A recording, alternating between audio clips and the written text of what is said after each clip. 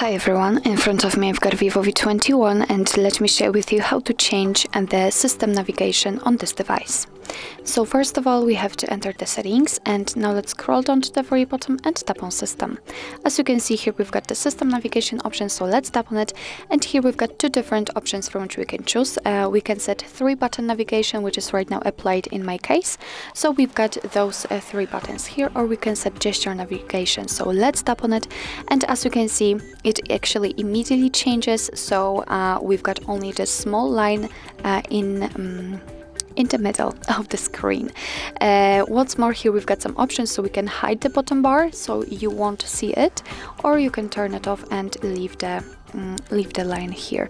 You've got also the gesture navigation tutorial, but no worries, I will show you myself.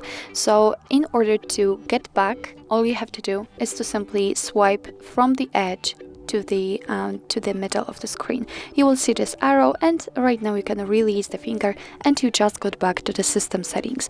Of course you can do it from the other side also, and we just got back to the general settings. In order to get back to the home page immediately, all you have to do is to simply swipe your finger up gently, and as you can see we are on the home page.